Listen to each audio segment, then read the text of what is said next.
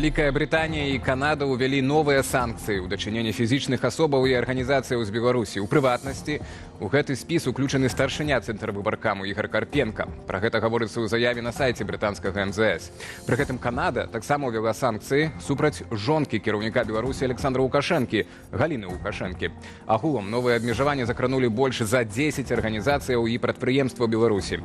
На Белсаце галоўныя навіны дня. У студыі працуе Алесь Залеўскі. Вітаю спадарства і заклікаю поставить лайк нашей трансляции, калі гэта вам бяспечна. А мы пачынаем.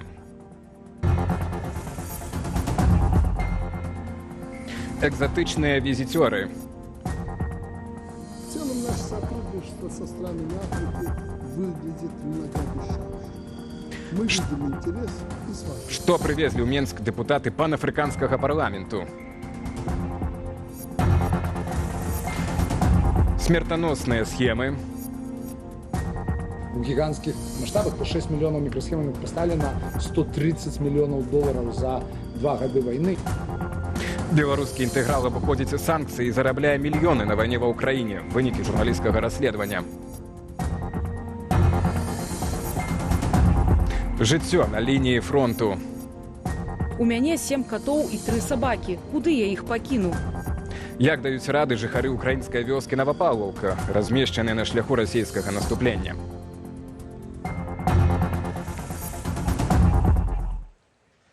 Маем першую сустрэчу пераабранага кіраўніка Беларусі з замежнай дэлегацыяй. Павіншаваць Александра Лукашэнку з перамогаю прыехалі дэпутаты панафрыканскага парламенту.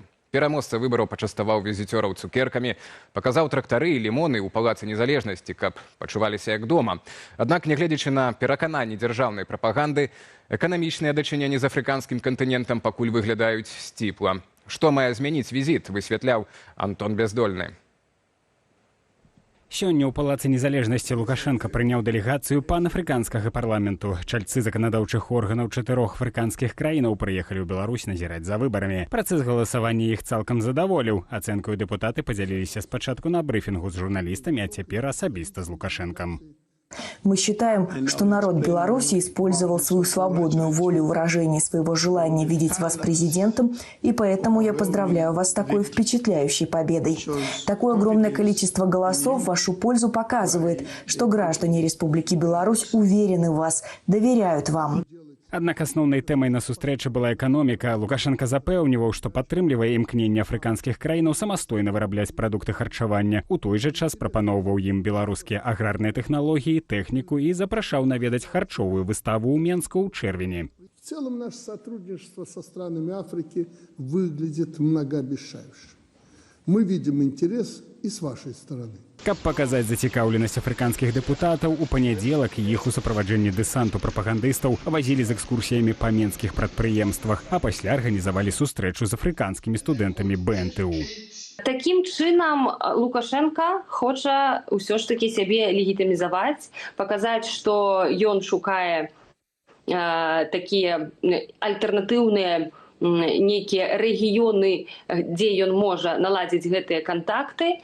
Панафрыканскі парламент – структура афрыканскага звязу, у які фармальна ўваходзяць усе краіны кантыненту. Праўда, чалецтва 6 дзяржаў цяпер перапыненае праз палітычную нестабільнасць там. З дыпламатычнага гледзяшча афрыканскі звяз мае вялікі ахоп, але не трэба яго пераацэньваць. Супольных палітычных і эканамічных уласна афрыканскіх праектаў там няшмат. У парламенце прадстаўлена ўвогуле толькі 47 з 54 краінаў сябраў звязу. Створаны ў 2004 орган на пачатку меў выключна прадстаўнічыя функцыі. Толькі пасля 2017 яму надалі заканадаўчы статус і цяпер спрабуюць праз яго уніфікаваць заканадаўства ў Афрыцы. Уплыў гэтага парламенту можна параўнаць з парламенцкай асамблеяй Рады Еўропы. То бок гэта такая пляцоўка для дыялогу. Але тое, што гэтыя дэпутаты прыехалі ў Беларусь, паказвае, што большасць афрыканскіх дзяржаваў працягвае спрабаваць утрымліваць адносны нейтралітэт у глобальных стасунках. А яшчэ магчымасць пабываць у Еўропе і паказаць, што яны сочаць за еўрапейскімі працэсамі.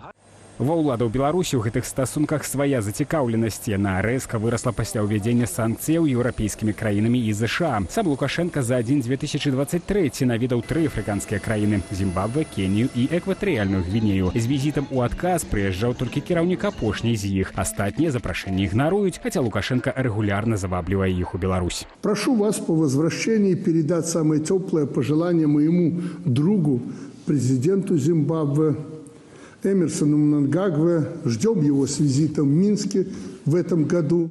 Беларускія дзяржаўныя СМІ падаюць стасункі нашай краіны з Афрыкай як прарыўныя. За мінулы год тавараабарот з гэтым кантынентам нарасцілі, але з 500 да 740 мільёнаў долараў. Антон Бяздольны, Белсат. Тым часам у Страсбуры дэлегацыя каардынацыйнай рады, гэта прадстаўнічы орган беларускіх дэмакратычных сілаў, упершыню ў гісторыі ўзяла ўдзел у сесіі парламенцкай асамблеі Рады Еўропы. Грамадскія і палітычныя дзеячы былі запрошаныя як голас свабоднай Беларусі.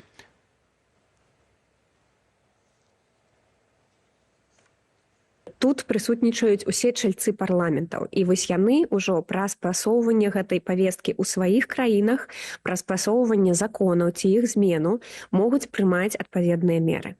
Тут ёсць палітычныя групы, якія таксама могуць гэта рабіць. То есть гэта партыі ўсіх краінаў, і яны таксама могуць гэтак жа сама прасоўваць беларускую павестку і ўплываць на тое, каб вырашаліся гэтыя пытанні беларускія ў розных краінах. Парламенцкая асамблея – гэта такая структура еўрапейская, якая фармуе стандарты дэмакратыі, правоў чалавека. І таму гэта для нас вельмі важна. І выкарыстоўваючы рэзалюцыі, якія яны прымаюць, мы можам прыходзіць потым да палітыкаў розных краінаў, да парламента ў тым ліку, і першую чаргу, для таго, каб гэта прасоўваць. Дэлегаты каардынацыйнай рады ўжо ўзялі ўдзел у паседжанні камітэту палітычных справаў і дэмакратыі, ды сустрэліся з новапрызначаным прэзідэнтам Пар'е Тэодорасам Русопалесам. Апроч гэтага, каардынацыйная рада працуе над пунктамі для рэзалюцыі аб непрызнанні прэзідэнцкіх выбараў 2025 у Беларусі, што мае быць прынятая на зімовай сесіі. Паре – найстарэйшы ў Еўропе кансультацыйны орган. Асамблея складваецца з прадстаўнікоў парламента ўсіх 46 дзяржаваў, чальцоў Рады Еўропы. Займаецца ў тым ліку маніторынгам сітуацыі з правамі чалавека, назіраннем за выбарамі, распрацоўваннем рэкамендацыяў і рэзалюцыяў для Рады Еўропы.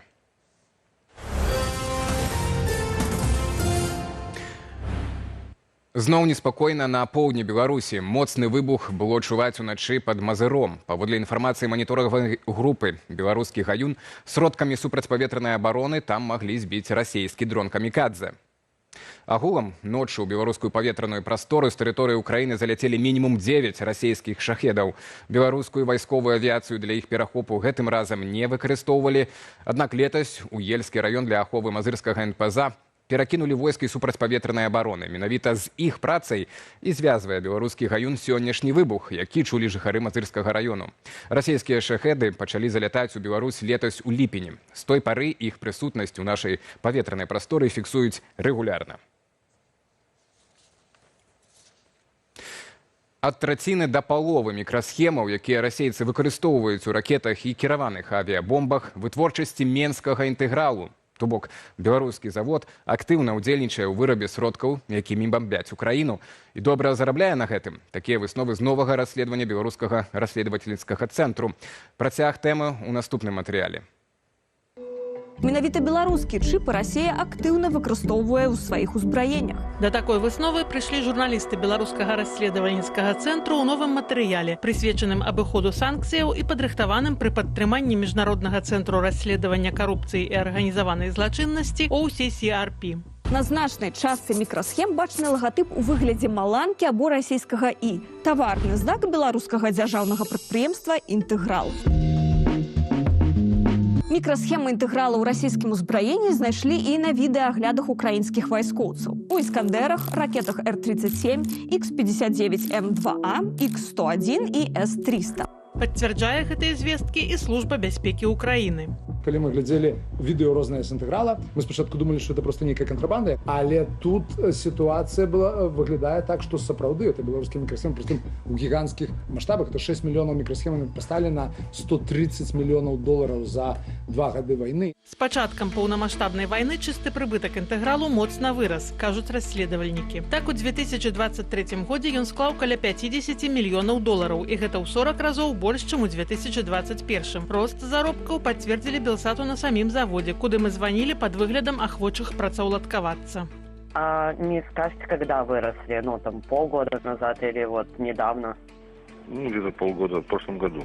Паводле расследавання, нягледзячы на санкцыі еўразвязу і Злучаных Штатаў, інтэграл мае заходняе абсталяванне і працягвае атрымліваць кампаненты ды сыравіну з Еўропы. Напрыклад, саляную кіслату высокай чысціні атрымліваюць з Нямецчыны, як і да санкцыяў. Толькі замест таго, каб ехаць наўпрост у Беларусь, яе спярша перапраўляюць у Польшу або Турэччыну, адтуль груз ідзе ў Казахстан, пакупніком выступае казахстанская кампанія United Trading Group, далей казахстанская кампанія адпраўляе груз расійскаму Сілтрону. Толькі вытворцам указвае ўжо не нямецкую Вакерхеме, а сябе. Працуе на расійскую ваенную машыну не толькі інтэграл, але і значная частка прамысловасці Беларусі. По тых фрагментах, что мы бачым, ёсць такое ўражанне, што напоўніцу інвестуецца в дзесьці в развіццё вытворчасці, як, напрыклад, вытворчасць снарядаў у Беларусі, а дзесьці ў перанакіраванне нейкай вытворчасці. Прычына адносна лёгкага перанясення эканомікі Беларусі на ваенныя рэйкі ў савецкіх часах, кажа эканаміст Алесь Чайчыц. Беларусь, она была задуманая як тыл для савецкіх армат танкавых, якія пойдуць на захад у выпадку Трэцяй сусветнай вайны. І Беларусь гэта быў рэмонтны цэх таму машынабудаўніцтва. Гэта была мікраэлектроніка для танкаў, ракет, авіяцыі. Гэта было паліва для гэтых танкаў, таму нафтапрацоўка. Сёння вайна Расіі супраць Украіны для лукашэнкаўскай эканомікі стабільная крыніца даходаў. Але ці добры гэта кірунак развіцця для прадпрыемстваў у доўгатэрміновай перспектыве? Трэба развіваць вырабніцтва прадукцыі, якая была б запатрабавана ў мірным жыцці, якая была б канкурэнтаздольная. Трэба мацаваць супрацоўніцтва з крыніцамі ноу-хау, крыніцамі тэхналогій, гэта краіны захада. Інвестыцыі таксама могуць прыйсці перадусім з захада. На перапрафіляванне ж спатрэбяцца і час, і сродкі, падкрэслівае Алесь Чайчыц. Ірына Дарафейчук, Белсат. І да падзеяў у рэгіёнах Беларусі ў Рэчыцы затрымалі дырэктара заводу металічных вырабаў. Прычына невядомая. Паводле крыніцаў тэлеграм-каналу «Флагшток Гомельшчына» сілавікі вывелі Віктара Самончыка ў кайданках проста з працоўнага месца. На прадпрыемстве Белсату пацвердзілі, што дырэктар адсутнічае. Нет, он отсутствует. А когда он будет, не подскажете? Не могу сказать. Вообще даже примерно? Даже примерно. Віктар Самончык узначальваў завод 13 гадоў. Крыніца «Флагштоку» з шэрагу работнікаў заводу мяркуюць, што пытанне можа быць у палітыцы. Маўляў, Самончык не хацеў праводзіць на прадпрыемстве чыстак і звальняць іншадумцаў. Да таго ж, нядаўна на прадпрыемстве ўжо затрымалі некалькі кіраўнікоў паводле экстрэмісцкіх артыкулаў. У пачатку студзеня генеральны пракурор Беларусі Андрэй Швед анансаваў шэраг новых карупцыйных справаў. Ці ёсць тут сувязь з затрыманнем дырэктара рэчыцкага метызнага заводу? Пакуль невядома. Заклікаем спадарства ставіць лайк нашай трансляцыі і падпісацца, калі вам гэта бяспечна. Для больш аператыўных навінаў раім далучыцца да нашага тэлеграм-канала. Дзеля гэтага трэба толькі навесці камеру вашага дэвайса на QR-код у левым верхнім куце. Поўную карціну дня вы заўсёды знойдзеце на нашай старонцы belsat.eu. Мы цэнім кожнага гледача і з нецярпеннем чакаем на вашыя каментары. Сімвалічная, але палёгка чакае беларусаў сталага веку. З 1 лютага ў Беларусі крыху больш, чым на 2% вырастуць узроставыя даплаты да пенсіяў. Паводле Міністэрства працы такія выплаты атрымліваюць амаль 540 тысяч асобаў ва ўзросце ад 75 гадоў.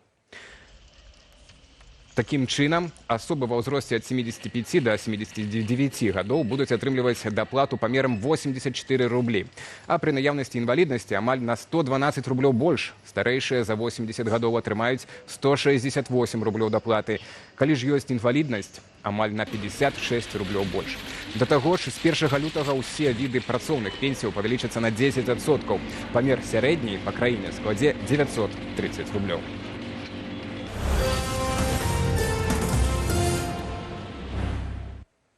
І да падзеяў у суседняй Украіне. Вёска Навапалаўка Днепрапетровскай вобласці размешчаная ўсяго за 13 кіламетраў ад лініі фронту. Абстрэлы населенага пункту пачасціліся з набліжэннем расійскіх войскаў. Блізкасць да актыўных баявых дзеянняў павышае рызыку абстрэлу новых памежных тэрыторыяў. Наш калега Вячаслаў Лакамкін падрыхтаваў рэпартаж, як мясцовыя жыхары сваімі сіламі ліквідуюць наступствы ракетных абстрэлаў. Мужчына з бензапілою Мікалай разразае рэшткі дрэва перад разбураным складам. Жыхары Новапаўлаўкі ліквідуюць наступствы расійскага авіаудару. У сярэдзіне студзеня расійская авіацыя ударала 2 ракетамі па цэнтры вёскі. Люди були, тому що це було... Людзі тут былі, бо гэта здарылася о 17:36, калі дакладна. Працавалі кавярні, крамы, пошта. У прынцыпе, гэта быў працоўны час. В магазині були робочі. Нягледзячы на тое, што ў будынках былі работнікі, абышлося без пацярпелых. Аднак ударнаю хваляй і аскепкамі выбіла шкло і пашкодзіла суседнія дамы. Арэн, уладальнік мясцовай крамы, што месціцца за 100 метраў ад месца выбуху, апавядае, што ўжо на наступны дзень вярнуўся да працы. Страшно, живемо на, считай, прифронтове місто. Страшна, жывём, лічыў, пры фронтавым горадзе. Жывём, працуем, вуні тавару трохі падвезлі, будзем працаваць да апошняга. У нас дзіця маленькае, пакуль не збіраемся выязджаць. Шмат якія кампаніі нам ужо не возяць прадукцыю, зараз прыйдзецца самім вазіць. Хоць мы і так вазілі, але цяпер прыйдзецца яшчэ больш. Сяло Новапаўлаўка за 4 кіламетры ад адміністрацыйнай мяжы з Данецкай вобласцю і за 13 кіламетраў ад Новай Елізаветаўкі, дзе цяпер расійскія войскі спрабуюць паступова прасоўвацца да Днепрапетроўскай вобласці. Калі ж расійскім вайскоўцам удасца мінуць мяжу, то патэнцыйна наступным населеным пунктам, дзе будуць ісці баі, можа стаць Новапаўлаўка, што ззаду мяне. Сяло служыць лагістычным вузлом. Дарогі адсюль вядуць у Запарожскую і Данецкую вобласці. Да вайны тут жылі каля 3500 чалавек. Выязджаюць, але ў асноўным жанчыны выязджаюць. Неяк так. Женщины выезжают, а так, в общем, как-то так. Пакуем рэчы. Збіраем рэчы, я ж кажу, што сям'ю вывезу, сам застануся. А сам... На сельскіх могілках лунаюць жоўта-блакітныя сцягі. Гэта магілы аднавяскоўцаў, якія загінулі, абараняючы ўкраіну ў суседняй Данецкай вобласці. Валянціна, жыхарка Новапаўлаўкі, успамінае загінулых землякоў. Адзін хлопец 1989 года нараджэння, Сяргей. Ён вырас, калі я ў больніцы працавала. Прышчэпкі яму рабіла. Перасяленцы прыехалі з Пакроўску, а ўлетку Саша загінуў. Жэня, аднакласнік маёй унучкі, 2000 года нараджэння, таксама загінуў. У нас у суполцы з 20 чалавек загінулі. Валянціна не плануе пакідаць дому, дзе жыве з 7 катамі і 3 сабакамі. 7 катів. У мяне 7 катоў і 3 сабакі. Куды я іх пакіну? Мне іх шкада. Вывезці іх у эвакуацыю? Дык куды? Пакінуць не пакіну. Планую тут да апошняга быць, а там відаць будзе. Незважаючы на лінію фронту, што набліжаецца, у Новапаўлаўцы працягваюць апрацоўваць зямлю да вясновых пасеваў, весці гаспадарку і падтрымліваць бізнес. Людзі тут працуюць, ведаючы, што ў любы момант абстаноўка можа змяніцца. Вячеслав Лакамкін, Олег Никитенко, Юрий Шелест, Владислав Корсак, Белсат.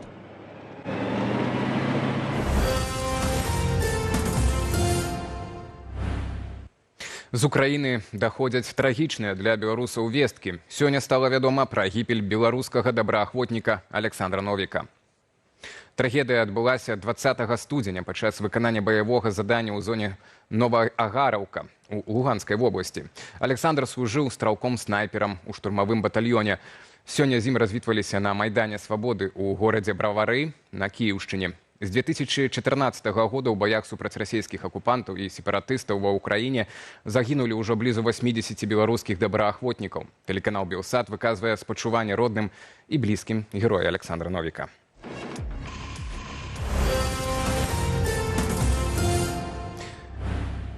І да падзеяў у свеце. З пачатку тыдня амерыканскі фондавы рынак панёс каласальныя страты. Гэтак індекс NASDAQ знізіўся больш як на 3%.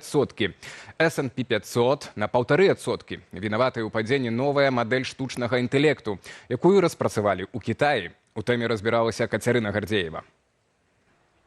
Амерыканскі фондавы рынок страціў $1 трыльён за сотні. У выніку учорашняга дляванняў акцыі Тэслы патанелі на 2%, Майкрасофту на 5%, пазіцыі NVIDIA, галоўнага вытворцу мікрачыпаў, абрынуліся на 17%. Падзенне працягнулася і сёння. Гэтак NVIDIA страціла яшчэ 1% ад свайго кошту. Абвал тэхнічных кампаніяў справакаваў выхад кітайскай мадэлі штучнага інтэлекту DeepSeek R1. Выпуск DeepSeek AI кітайскай кампаніяй мае стацца трывожным сігналам для нашых галінаў прамысловасці. Нам трэба засяродзіцца на барацьбе за перамогу, бо ў нас найлепшыя навукоўцы ў свеце, нават кітайскае кіраўніцтва казала мне пра гэта. Распрацоўванне новых алгарытмаў дазволіла чыпам кітайскай сістэмы R1 працаваць больш зладжана, павялічыла агульную прадукцыйнасць і скараціла час навучання сеткі да рэкордных 2 месяцаў. Праз гэта DeepSeek знізіў выдаткі на вытворчасць да 5,5 мільёнаў долараў. Для параўнання на навучанне GPT OpenAI патраціла 78 мільёнаў долараў. DeepSeek R1 не просто таннейшы, а значна таннейшы. На 96% таннейшы за альтэрнатыўныя мадэлі, як ChatGPT і Gemini. Вось што цяпер разбурае рынкі. І чаму мы назіраем такі моцны ўплыў на такія кампаніі, як NVIDIA. DeepSeek R1 пераўзыходзіць OpenAI GPT не толькі ў даступнасці цэнаў. Гэта кітайская мадэль мае адкрыты код, што дае магчымасць любому ахвотнаму адаптаваць яго пад свае патрэбы. Яна здольная аналізаваць тэксты, рабіць пераклады, пісаць эсэ і нават праграмаваць. Парадаксальна, але галоўным чыннікам поспеху R1 называюць экспартныя абмежаванні, уведзеныя ўрадам ЗША ў кастрычніку 2022 года. Захады ускладнілі доступ кітайскіх тэхнічных кампаніяў да перадавых амерыканскіх чыпаў, такіх як NVIDIA H100. Кітай мае свае уласныя спосабы абхода гэтых санкцый. Таксама знайшлі мажлівасць распрацоўваць свае мадэлі штучнага інтэлекту, карыстаючыся тымі серверамі, тымі карткамі графічнымі, якія ў них былі. Нават санкцыйнымі, нават прывязённымі альбо набытымі праз другія кампаніі ў розных краінах. Сёння DeepSeek R1 канкуруе і стартап з беларускімі каранямі Perplexity AI, які распрацоўвае альтэрнатыву пашукавіку Google. Паводле Wall Street Journal, усяго за 2 гады існавання ацэначны кошт Perplexity дасягнуў 9 мільярдаў долараў. Кіруе амбіцыйным праектам нарадзінец Гомеля Дзяніс Ярац. Як і многія беларускія IT-прадпрымальнікі, цяпер ён развівае перадавы бізнес у ЗША. Беларусь магла бы стаць некай распрацовак штучнага інтэлекту, сапраўднага штучнага інтэлекту і вось гэтых нейрагенератаў. Мы маглі жыць з-за экспарту тэхналогій. А зараз, дзякуючы Лукашэнку, усё знішчана поўнасцю. Зрэшты, выхад R1 ад DeepSeek на руку беларусу. Паводле Форбсу, цяпер галоўныя страты Perplexity прыпадаюць менавіта на закуп GPU-працэсараў ад NVIDIA. Нашы эксперты прагназуюць, абвал акцыяў апошняй паўплывае на змяншэнне цаны абсталявання. Гэта дазволіць стартапу накіраваць сродкі на паляпшэнне ўласнага праекту. Кацярына Гардзеева, Белсат. Гэта былі ўсе тэмы аб'ектыву на сёння, але мае калегі падрыхтавалі для гаспадарства праграму онлайн. Агляд найцікавейшых матэрыялаў старонкі belsat.eu. Запрашаю.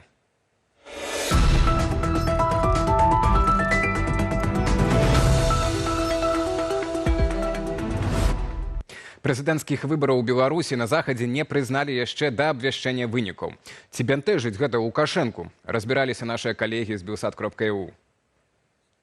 Падчас прэс-канферэнцыі 26 студзеня ў асноўны дзень галасавання Лукашенко заявіў, што яму абсалютна фіялетава, ці прызнаюць вынікі выбараў на захадзе. Аднак гісторык і палітычны аглядальнік Александр Фрыдман адзначыў: Ён асабліва падрабязна адказваў на пытанні заходніх журналістаў, досыць эмацыйна, агрэсіўна, пераходзячы на асобы. Урэшце ён не адказваў на пытанні, а ўступаў у завочны дыялог з кіраўнікамі заходніх краінаў. Агрэсія і расчараванне былі бачныя. Разам з тым, эксперт не выключае, што дыялог з Лукашэнкам магчымы, калі спатрэбіцца і калі гэта будзе ў інтарэсах еўразвязу ды новай адміністрацыі ЗША. Аднак вярнуцца да ўзроўню, які быў да 2020 года, наўрад ці ўдасца, падкрэсліў Александр Фрыдман.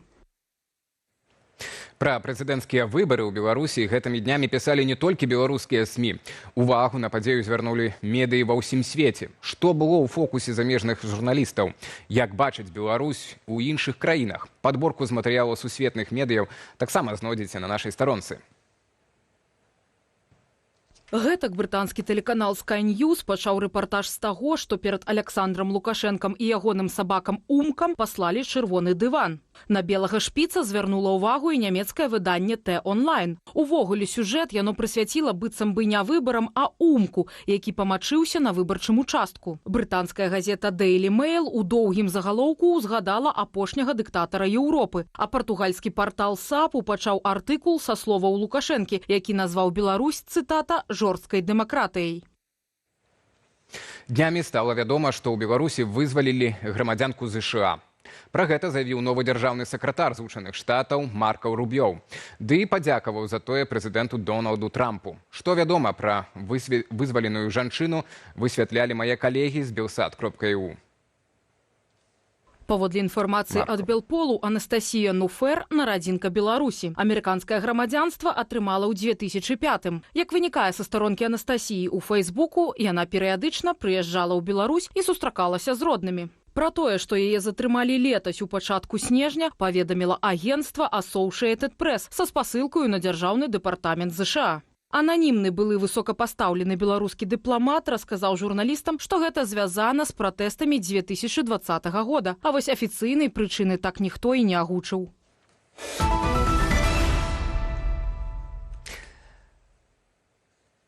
На гэты момант у мяне ўсё, але спадарства заклікаю заставацца на Белсаце. Мой калега Віталь Бабін у Зуме прыгледзецца да ўдзелу дэлегацыі Каардынацыйнай рады ў парламенцкіх паседжаннях Рады Еўропы. Які толк ад гэтых паездак? Ці стане больш дэмакратыі ў Беларусі ад іх? Ці, прынамсі, стане лягчэй з легалізацыяй беларусаў за мяжой? Пра гэта і не толькі Віталь будзе размаўляць з прадстаўніцай рады Анжалікай Мельнікавай. Я ж з вамі развітваюся, зычу ўдалага вечара і беражыце сябе.